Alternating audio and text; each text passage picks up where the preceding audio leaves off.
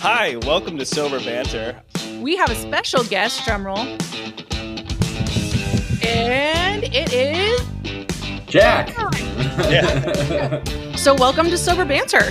I want to give the introduction to you because I think you have a really unique take on how you look at not drinking and how alcohol affected you. Because we both say openly like we're alcoholics. Mhm. And I don't know that that's quite your path. And I think that's awesome. You're also, which I got level-headed when I'm 30. I got Okay. sober though at 27. And I was like, I'm not far off from, the age of 25. And he's like, you're in your 30s. You got nothing in common. And I'm like, but I got sober young and it did feel weird. I mean, not as young as you are, but I just wanted to hear your take and let you kind of. I'm interested in that too, just being because I got sober in my mid 30s because I'm quite a bit older than she is. He robbed that cradle. Yeah, but yeah, because he met me when I was 22.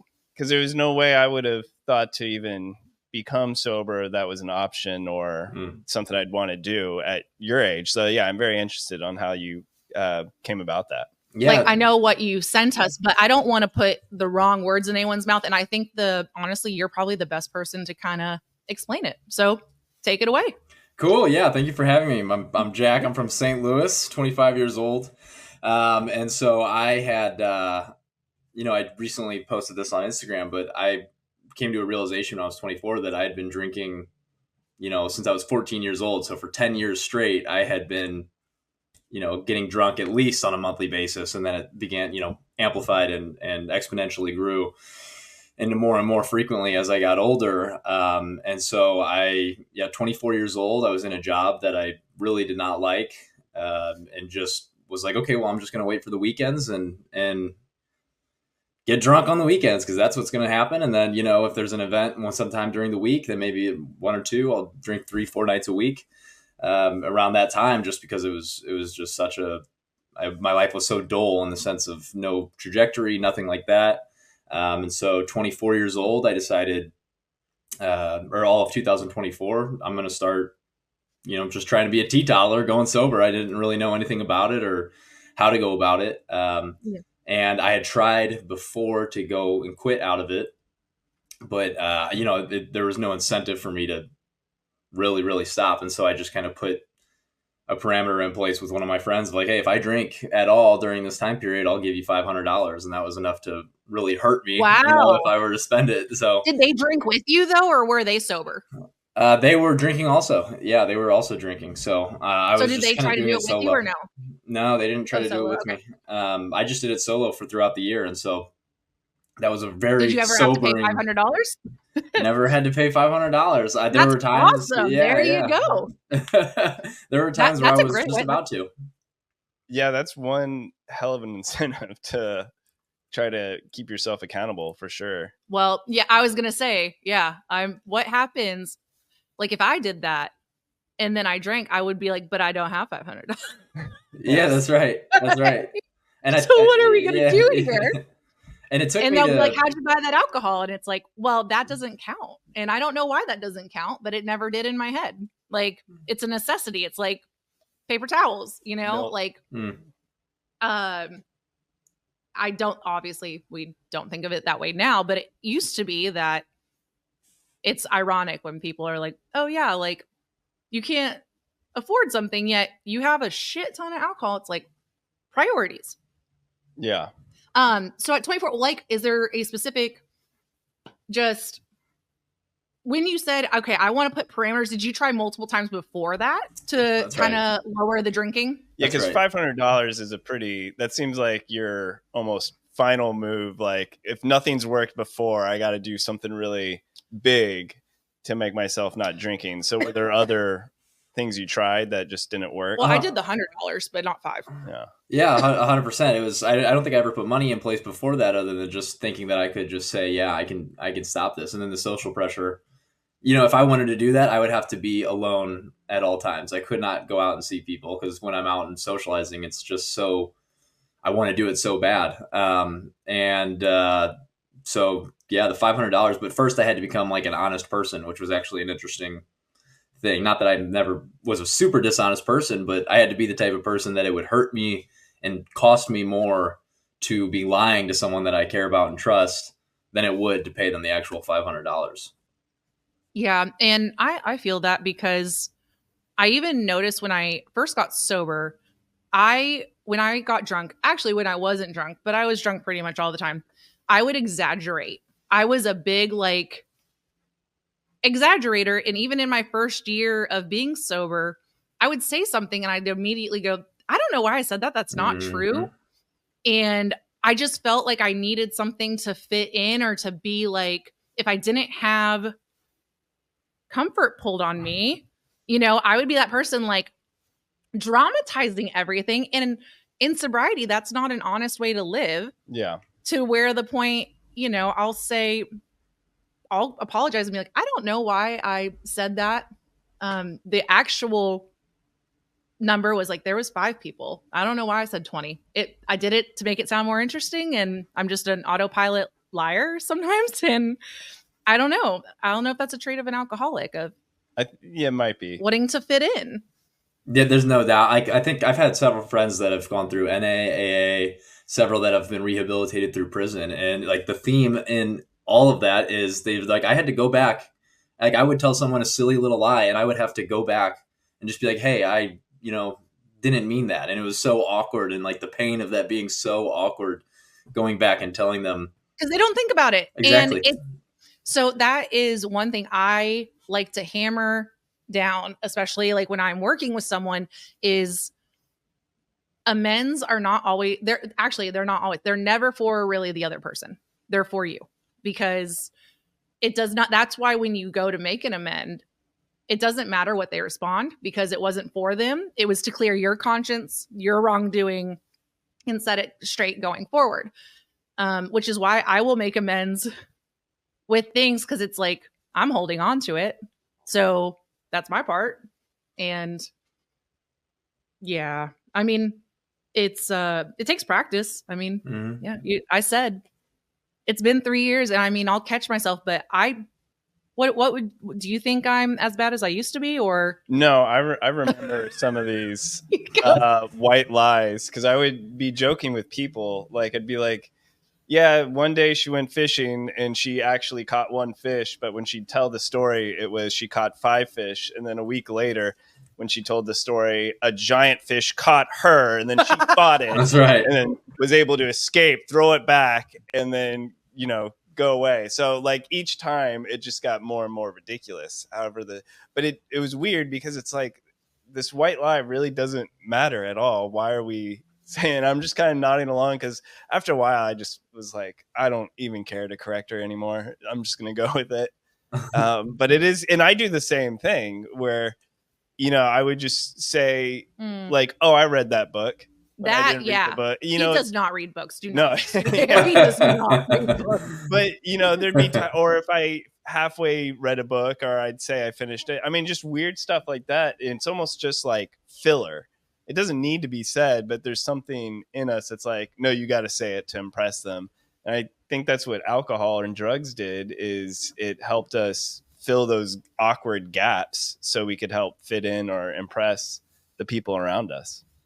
And that's no, go ahead. That's interesting. The idea of it being a filler is just it's so true. It's to me, it's like when I think of filler like that, I think of that it's giving you like the alcohol specifically is giving you a false sense of presence.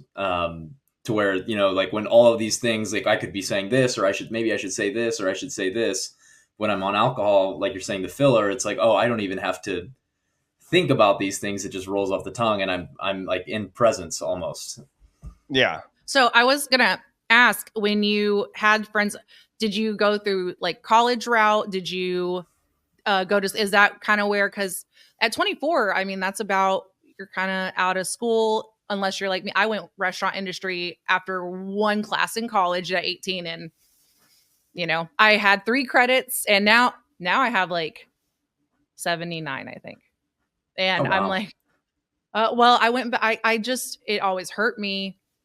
Again, not for anyone else. It's not really a judging thing. I wanted to have a college degree.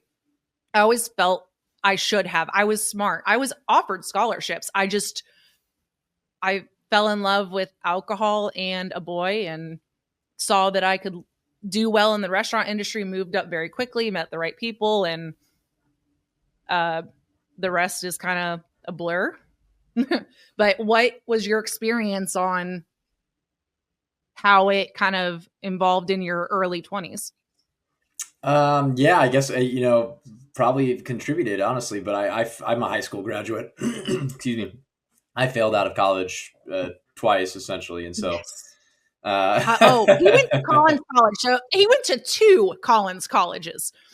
I don't know how that's even possible in 2 different states. Yeah, I found just colleges with my name. I think with college, I don't know that it should be forced to go. Like, I think it was expected. So it was a real disappointment when I did not go. But I just didn't have it in me. And at the time, and even if I did, I probably would have just failed out. With mental health, I mean, I just took a class about digital media because everything's going towards that. Yeah. So, I mean, I think this might be a better skill than I do want to finish college, but I mean, I'm a little teetotaling myself. If I can make this work, I kind of want to do this. That's amazing. Yeah. That's awesome to hear. It's when I go to college, like I would go to visit my friends in college and the partying and stuff. And I think there are definitely instances where college is important, but I'm pretty cynical around college and just seeing when I would go to visit, it was just people were there for the college experience, whatever that is. Yeah. Which this has just been ingrained into our brains, the college experience. You can create your own college experience outside of it if you, without going into $50,000 of debt. Yeah, that's right. Well, and I think a lot of like movies and shows or, things that we grow up, like when we're in junior high and high school, we see like, oh, college is about letting loose and the partying. And I remember being in it going, I'm not really focusing on actually what I'm supposed to be doing.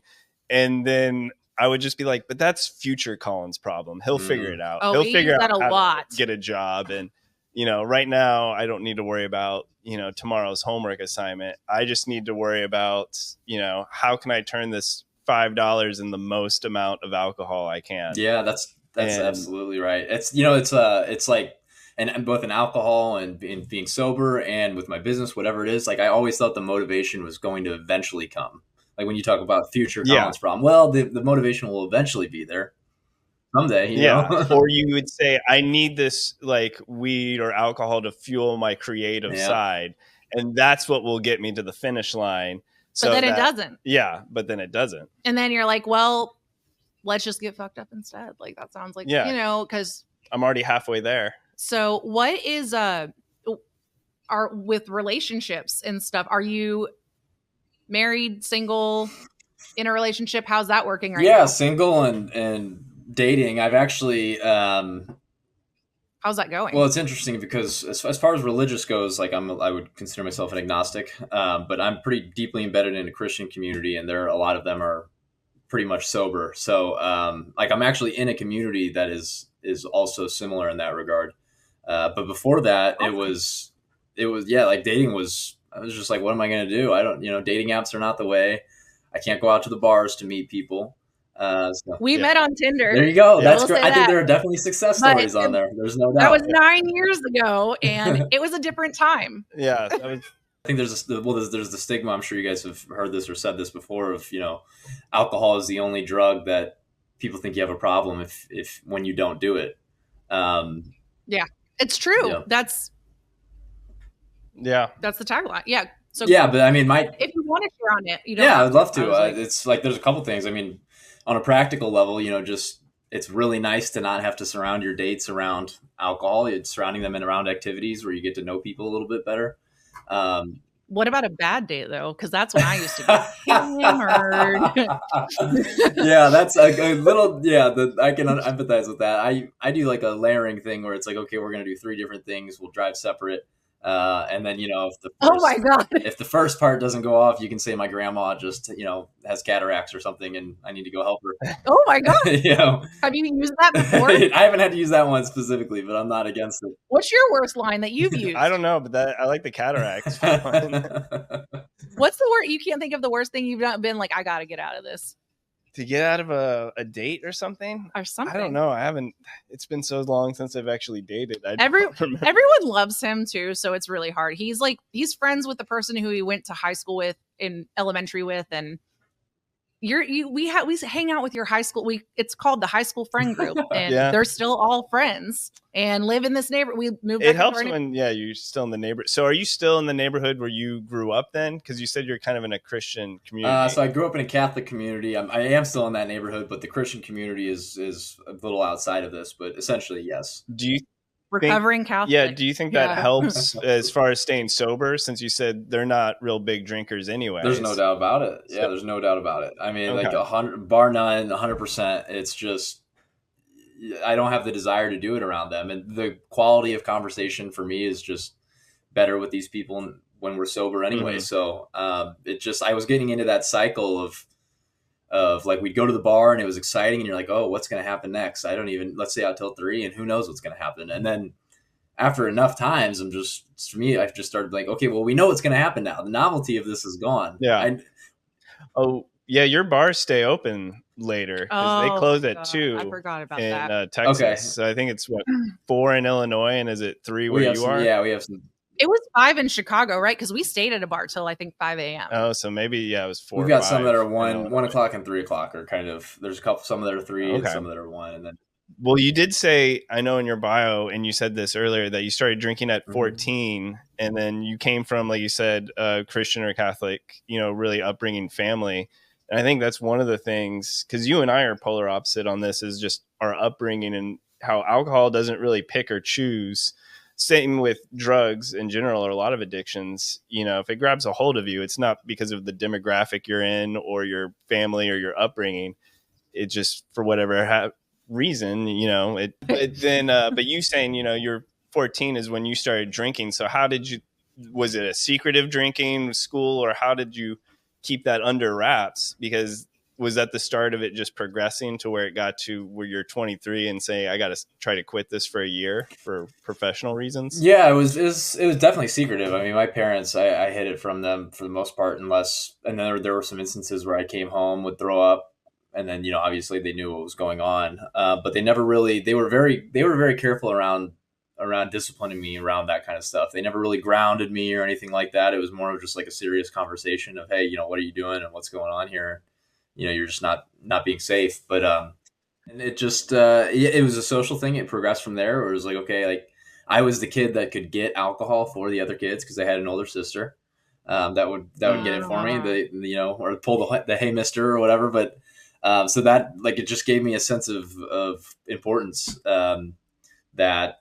Obviously that novelty went away once people could start buying alcohol themselves, but that was definitely a status. Yeah. If you were the person that could get stuff, then you're the go-to guy for a lot. Yeah, that's right. Yeah. Do you guys think, I'd be curious to hear what you have to say, given, how much more experience you have in this world than I do.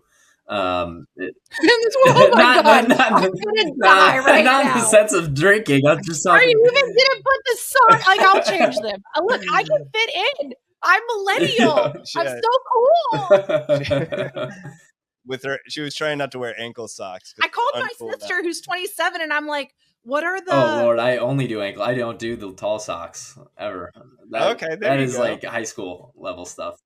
Oh, tall socks is high school. Okay, so you're okay. We grew up with.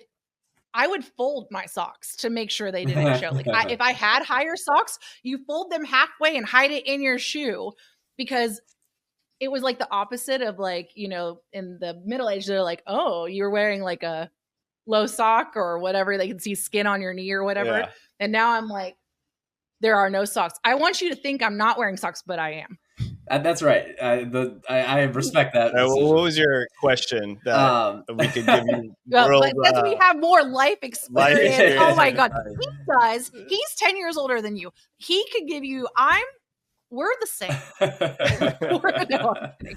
I'm kidding. No, I'm 30. I know. Yeah. Oh. But in regards to your guys' experience with AA, right? And do you think that an alcoholic or someone that's addicted to something, is it always have to be that they're filling a hole, or could it just be like, I don't know what your circumstance was, Colin, but I think in the beginning it helps because you hear stories about this, and I know I did this and Rachel did this, where once you quit a substance, that hole needs to be filled with something. So you hear sugar, people eating lots of chocolates, coffee. I started drinking a ton of coffee. It didn't even matter if it was good coffee or bad coffee. I just needed some sort of, I almost just needed this motion.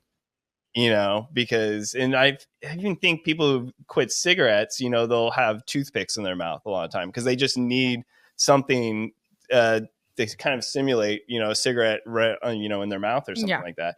Or they'll start eating like lollipops or something like that. Lollipops. Or just something in that motion. But I think after a while you get used to not feeling it, but you might work out more, try to balance it a little better. But in the beginning, I think, most of the time people find something else to fill it in. That's why I think it's dangerous when people stop drinking. They say, I'm just going to do weed. Well, then you're going to start smoking alcoholically. And you're going to fill it too much to where that's going to become your new addiction rather than something like working out or eating too much chocolate or too much coffee. Not great things, but better than another mind-altering substance like weed can do. There's no, that's this. So what are your thoughts on that? Well, this time, that's very interesting. This time around, so in 2024, I did no alcohol. And then this time around I'm doing, or in 2023, I did no alcohol or whatever the year was. And then this time around I'm doing no alcohol, no weed also. And just trying to go completely sober. And as far as filling a hole goes, I don't know if it was, it was definitely a confidence thing. It was definitely, I think when I'm sober, the thing that I'm getting over right now is I'm very anxious in the world. Like I'm thinking every single thing, every possibility that could go wrong. Could this person want to fight us, or is this person, going to try to solicit us, or whatever it is, any possible thing. And then when I would drink alcohol, like the hole it was filling is all of that would go away, and I would be in absolute presence. Like almost like I was cheat coding the meditation that we're supposed to spend hours and years on getting good at and whatever. It was like a quick cheat code to having that and then filling that hole into where now I'm in a state that a lot of people are trying to get to through all of these holistic things over years and years and years. And I can do it in a night. What differences do you find? So the year when you stopped drinking, but obviously you still smoked, to where now you've cut both things out. What are the big differences? Because I'm sure your smoking went up when you stopped drinking. Oh, absolutely. Yeah, no doubt about it. And so I'm a social drinker and I'm a solo smoker. And so if I'm getting high, I'm doing it alone. And now it's just, I'm just getting things done more. Like, I started my business. And so like I had a North Star to work towards. I'm like, I just can't be like, if I'm getting high, I'm not going to be productive. I'm not going to be doing any of these things. And getting high is extremely fun too. It enhances the movies I was watching, the music I was listening to. But the chips you're eating. It's like I'm not there, but I'm there. Man. Like I get excited just thinking about it right now. I'm telling you, I think food tastes so much better in sobriety. Yeah, So my sister sent me also some questions. So I was like, okay. She said, I was like, I could phone her in and have her ask, but she'd be giggling the whole time.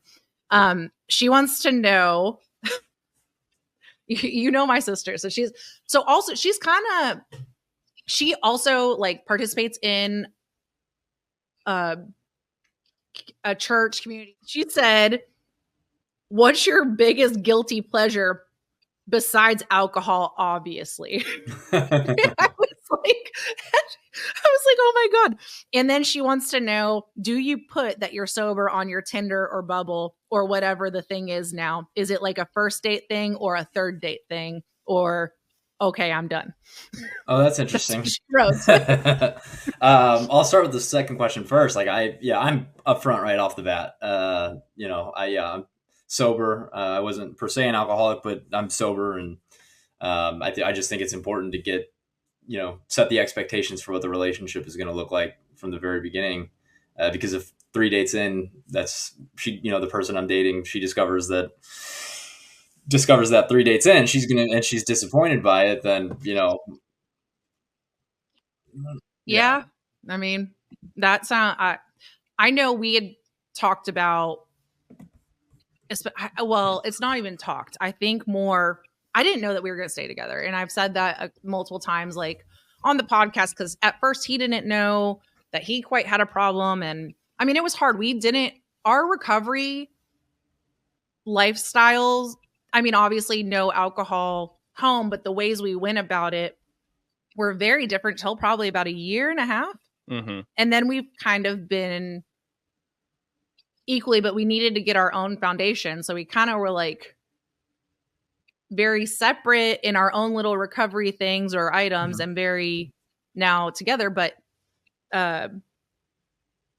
if I had the hypothetical in my head, like if we were to get divorced, like asking him, would you date someone that's sober? Because like now you're bringing my son into it. And I said, I wouldn't, they would have to be sober. Like that would just be for me forever. So if we get divorced, and I asked you, if I died, would you marry someone sober? And you're like, I don't know. Depends. Like, I need to know this from the grave.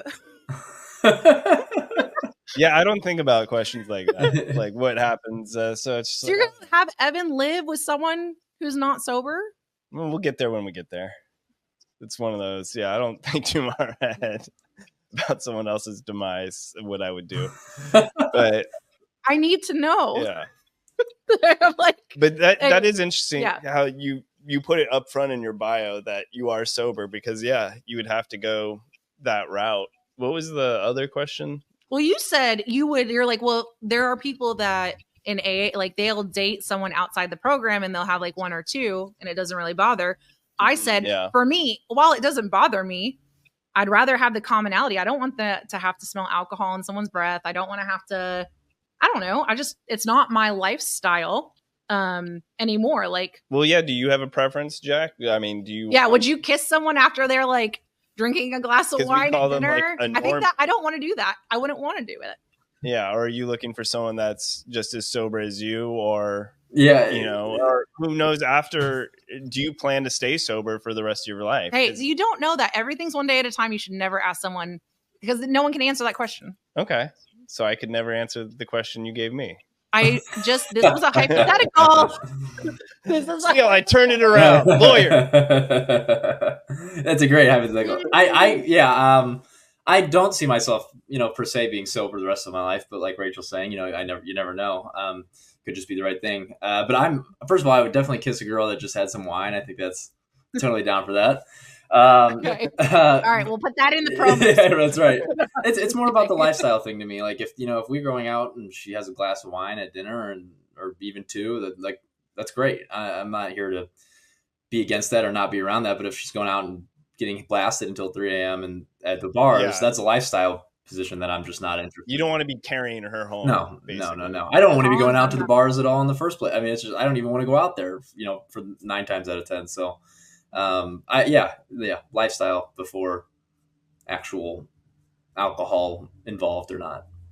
So do you have it on your profile or no? You have that more as like a once we connect, we'll talk about I've deleted my dating. I've deleted the social media or the online dating since recently. But so you're gonna have to email his business email, which we will put in the show notes. If this is something, if you're in St. Louis and this is our new Sober Banter Connections. Yeah. There we go. I love it. Yeah. I'm totally down.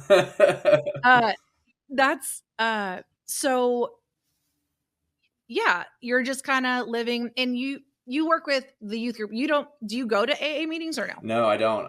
This is all just kind of been a solo endeavor. Now awesome. My bid is $1,000 now, not $500. And so that's definitely, and I mean, for me, that's how you know you made it. Yeah.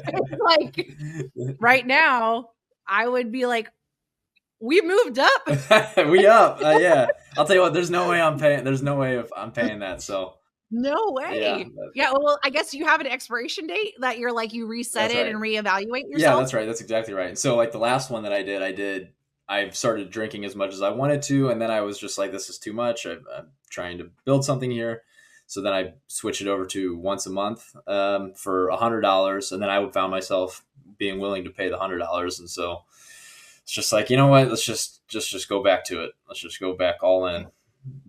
All in. Okay. Well, I thought it might be fun. I printed out the top 10 most Googled questions for a sober December. Okay.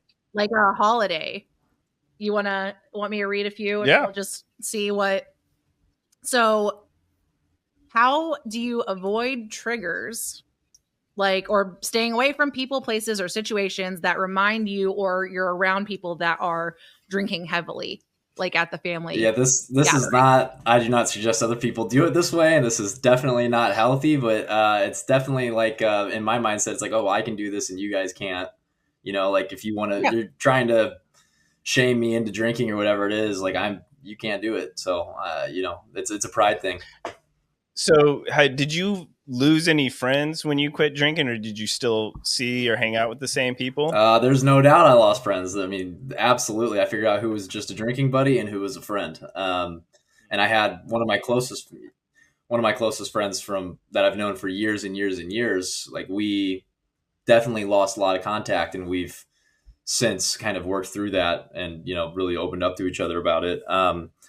But yeah, there were people that I was just like, well, I thought we were just going to be thick and thin, and then I haven't seen you or heard from you, and I've been reaching out to you to do these things that don't involve alcohol, and the only thing you ever want to do with me is when there's alcohol involved. So yeah, especially when there is if you just want to watch a sporting event or anything like that, then they just want to drink. What about when you lost friends, but you said I'm something that can do, because I had that same thought, like, oh, I can still do a lot of these things, because I have gone to bars and met with friends or even coworkers when we have like a happy hour event, but I'll just get an NA beer.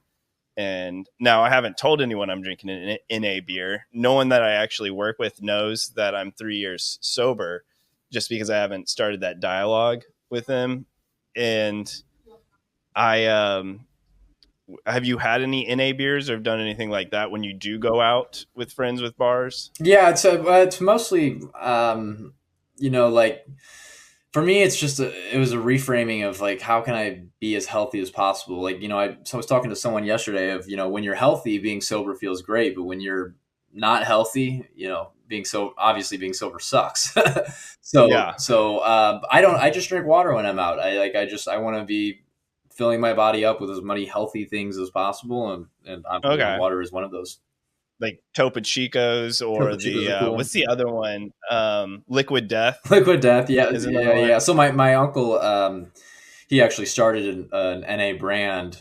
He's an entrepreneur, and he started his own NA brand here in St. Louis, and so he does THC drinks to CBD drinks to just seltzers, and very holistic kind of approach to socializing with drinks, and so that's it is having an uptick, a lot of those things, and just kind of for the sober curious people out there, and the homies. Yeah, they seem to want other alternatives than just your regular alcoholic drink. Yeah, totally. So, but THC beer apparently is allowed to be sold here, which is so weird. So it's like NA THC. So it's a loophole. It's a loophole. It's such a loophole. It's hemp derived. Right? Yeah, so they do hemp derived, and then so those things will get you high. I mean, I'm glad that you said that. Okay, Evan is going to eat a piece of bread. He's got it. Can you Evan, do you need help? You want to toss it to me? Don't do it. And I'll open it. Good God. Okay, I'm just gonna go on the next question. It says, with sober entertainment, like, what activities would you suggest to a loved one so that way they can enjoy the holidays in a sober way with you? So that they can enjoy it's just in general. So like an activity that someone who's sober, who maybe doesn't want to be like, hey, here's an like, not saying it's a sober activity, but it says what activities don't involve alcohol. So you could have a holiday like experience, like a game or suggestion? I guess that was another Googled question. Again, I don't have the answers. I just went through the SEOs of what's the top questions Googled, and that was on there. Oh gosh, I'd probably defer to your judgment on this one. All I do is work, so I don't have any fun things to do right now. I think I'm the same mindset as you. I'm like, I'm not drinking it. So if you guys want to drink it, fine. Like, I don't really care. I just know what happens to me. Mm-hmm. Like, I'll never be able to stop. But it took you a while to get there. You, Jack, I said you were kind of indifferent by it pretty quickly. Like, you guys can drink. It doesn't bother me. It's kind of like my superpower that I can still be around you guys and it not affect me. And that's a little bit how I was. And I think it was more of a, I'm going to show the world that I can still do the things I want to do and be around the people I want to be with without, You want to be around me? Yeah. But like you, it took you a while to want to be around that you didn't want to be around anyone that was drinking or alcohol. And it took you a while for you to just be like, until alcohol just became just like a nothing. Like, it's just another soda on the wall. I think it was until I made amends with it, because I was mad at alcohol. When I first got sober, I thought it took away a lot of my life. Like, it was the reason I didn't go to college. It's the reason that, I was in the situation I was in, without a job, without really anything to show for myself. And I was very angry with it. And it took both of my parents away from me. Both my parents are alcoholic. So in the beginning, before I did, a fifth step, that's where I say amends have nothing to do with the alcohol. It's to do with me. And if I hadn't gone through all those things, I wouldn't be who I am today. I would not have this podcast. I wouldn't be talking on this podcast. I wouldn't have had an idea to go into school learning about addiction. Like, it took time for me to see that. But at first I just didn't want to be around it, because I looked at it as a life ruining substance that I'm like, no one should be drinking this. Like, everyone should be angry at it. I think of alcoholism as like the 7 steps of grief too. Like, there's that anger, and then there's the sadness of missing it. And then there's like, well, it's given space, and then you realize how much happier you are without it. And isn't it? Well, maybe not grief, like not with death. Like, you're not like, I'm so glad grandpa's gone, but like, yeah, we didn't bury our alcohol. And it's, so I guess but the very last is where you're just like in acceptance of, it's just not for me. It did what it did, and really I'm thankful for it. So now I needed alcohol during some of those really hard times. Like, it helped me get through whatever I needed to do to now get to a place where I can share that we can come out on the other side and be okay. Mm-hmm. That's, you said something interesting in there, Rachel, about like how, projecting it onto other people of like, why are you guys drinking this? And it's, so, weed just became legal in Missouri in the last few years. My dad grows it. Yeah, there you go. There you go. So, but, we were going through a debate of whether, should weed be legal, and, here are the things that it causes. Okay, should we make it legal? If we were having that same debate right now about alcoholism or about alcohol, let's say it was illegal and we were deciding if it was going to become legal. It's like, okay, well, should we make alcohol legal? 80% of assaults happen when alcohol is involved. 90% of vehicle deaths happen when alcohol is involved. All of these things are involved. Should we make alcohol legal? We would all just be like, no, of course not. Look at all these things that it's associated with. So it's just crazy to me.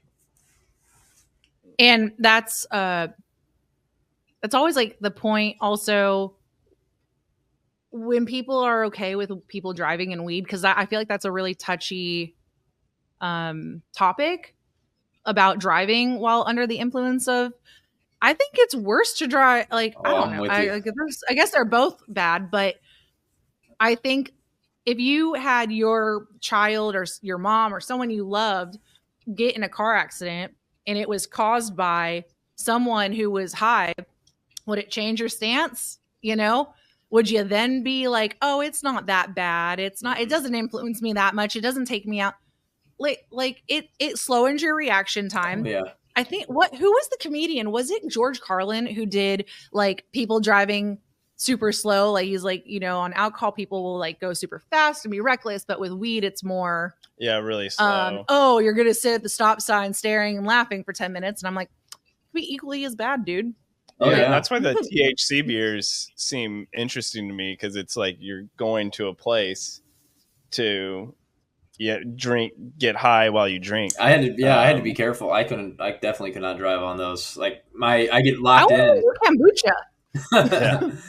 Driving on those, it's extremely dangerous. Like I get fixated when I'm high, I fixate on things, and so if I get fixated on my steering wheel, for instance, the whole rest of the outside of my car is just not existent to me. It's horrible. So it's what's the big difference between, because I've never had the THC because we stopped before that was really even a thing here. Okay. Because I assume maybe is that what you were drinking when you stopped alcohol, but you were still smoking? You'd probably get the THC drinks. Get the THC drinks. Yeah, I was spending more time alone. Like that's something like I would never drink alone, but I would definitely drink a THC drink alone. And it wasn't really different from getting high on flour or anything like that.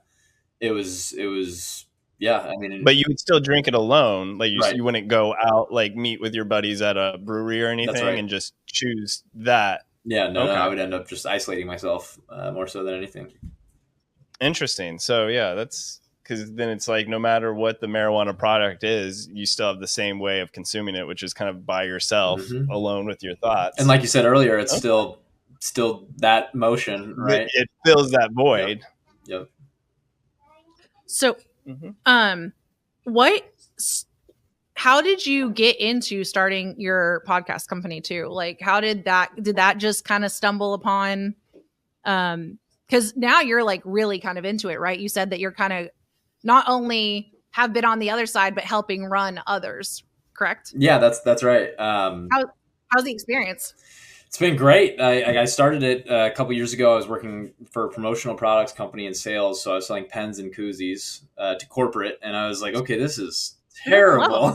This is awful. Yeah. And so I started my own podcast, and I had people asking me, how can you help me start my own? And I just didn't have time. And so they offered to pay me. That's a nice compliment. Yeah. That's right.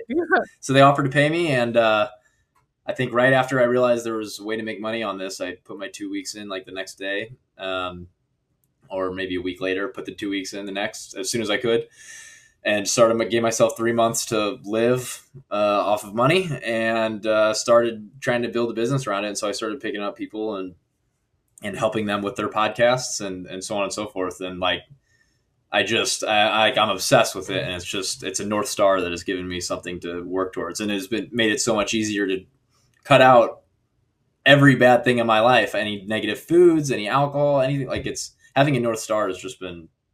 Would you say you're kind of just addictive to the productivity that it's given you? Well, no, not that, but like we say, like filling voids, because I know that was one thing that helped was I started to just get more productive in a lot of things. Well, your body's not dying. Yeah, but I mean, I started to want to do more. I wanted to help more with family and friends that normally I would roll my eyes at if they asked for help. And I just wanted to be more of service for certain things and to help around the house more, where I just wanted to do things. And it's like, oh, now I have the energy. I can give back and help. I think it was less, not so much that, but it was like, I had the clarity to find what my North Star was. And once I knew what that was, it's like, okay, everything's moving towards that. So, yeah. Well, they say the opposite of addiction is connection, and podcasting. I had no idea how much connection it would bring. I didn't think of it like when I even listened to the few podcasts that I have, I didn't know what this little podcasting world is. And it's usually full of so much love, but especially if like what you have, if you're good at something and you're teaching, you're connecting. And I think that can be more filling than alcohol ever is. Even like we're connecting with you right now. Like this is it's nice to meet like-minded people and like have a shared lifestyle even, you know? But the podcasting thing, I mean, there are levels that you make someone's day like cut in half in time, and you see the excitement on their face because you just showed them what they've been like struggling with for hours. I mean, that has to be like, you just help someone and like essentially change their life of what they're doing, something they love, and helping them achieve that passion.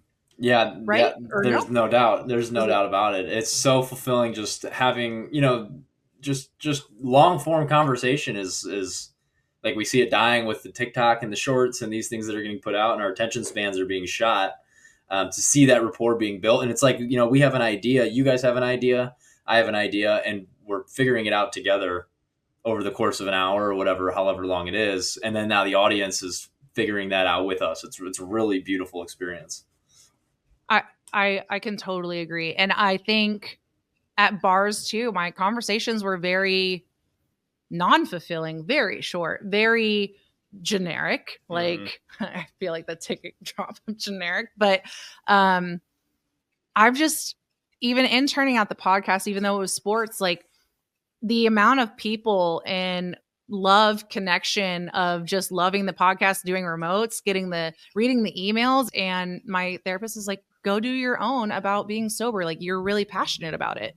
And I was like, yeah, but that's kind of like against the rules of AA or the traditions. We're not supposed to like go on media platforms and, oh, really? But I didn't know that. Well, no, it's there. It's really, it just says we don't represent AA is Gotcha. what we have, is what we are saying. We aren't the steps I saved my life. Like I don't know that without walking into the room on that day, how I would have gotten sober, but it just took what it took. And now I just feel like this is my way of carrying the message. That's a little bit more, I think podcasting is a little more practical now than people going to a meeting. And I think we're fulfilling the conversation because life is busy. People are on the go now. People do have a shorter attention span. And so if someone can't make a meeting, but they can tune into a segment of a podcast, like, isn't that better than not saying anything at all? Mm-hmm.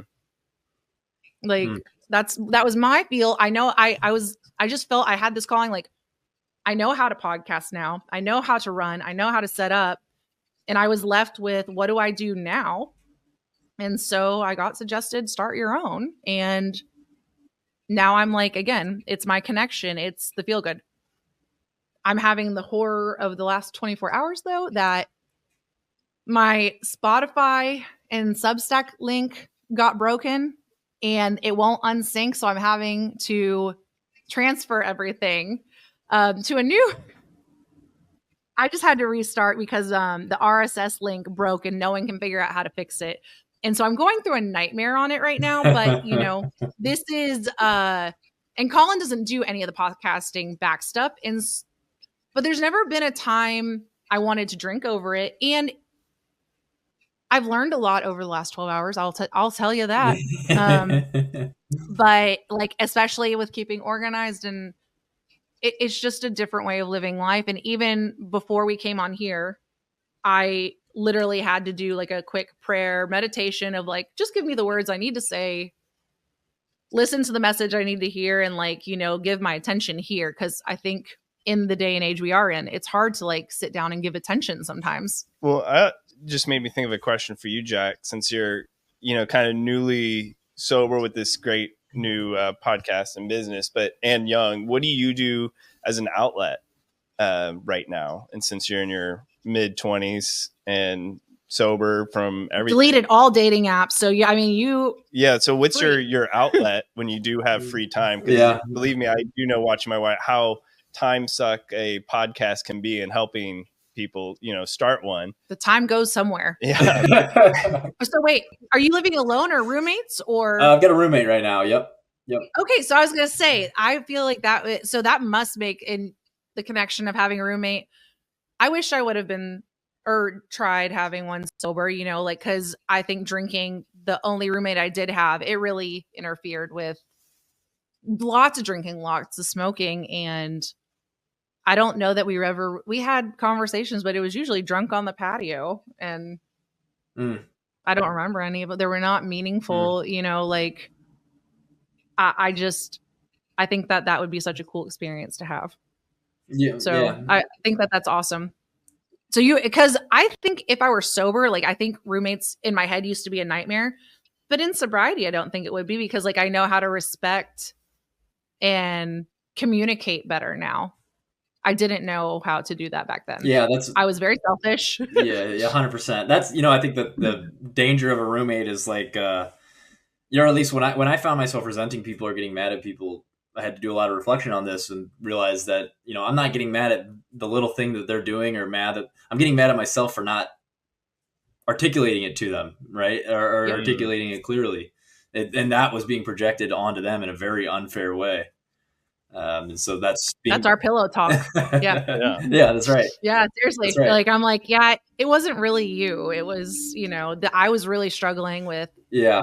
I mean, I don't know the last time we've gone to bed angry or anything like that. And really, even with friends, not just outside my marriage, it comes rather quickly that I'm like, this doesn't really feel right. Like, I feel like I need to correct whatever this feeling, or just, I don't know, as agnostic that you said you kind of identify, but while being in a church type community, I would agree with that, because I find in also sobriety, I always look for the similarities. I was raised Jewish. I am Jewish. I'm half Jewish at least. But I always had I don't know. It was interesting, like half of my life being Jewish. And then as soon as parents divorced, my mom's back to being Christian. And I'm like, okay, so everything's cool.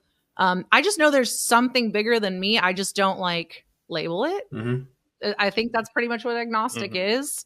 But even when I do have to go to church because my family wants us there, or they want Christmas, our son, Easter, those which we split hits up between, and I look for the similarities and not the differences. And there are some things where I'm like, yeah, maybe I don't agree with that, but it's much softer. It doesn't sound quite as loud as the similarities do.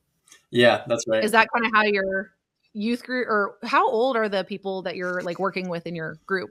All ages. Yeah, they range from 24-year-olds probably to 35-year-olds. I would say in that range, generally speaking. Yeah. Okay. So just kind of see. I'm in the range. You're out of the range. But I'm within the range. Okay. Yeah.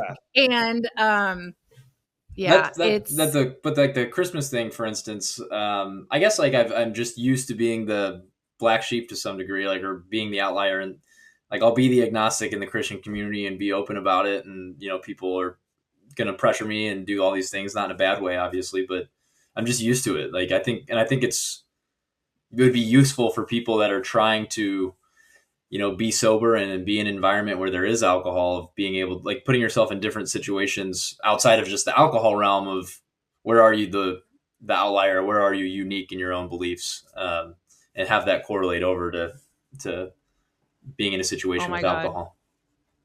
Yes. That's when I did Rotary Club in high school, and you go to give the speeches, and it's a 4-way test of it. Is it true? Is it fair? Blah, blah, blah. Yeah.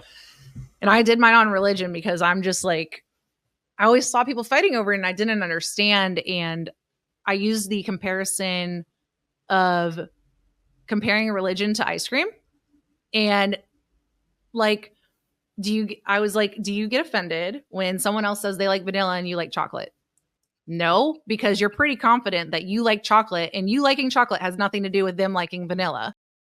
But if you're wondering, maybe I do like vanilla, but now everyone else is telling you have to like chocolate, and then you have strawberry over here.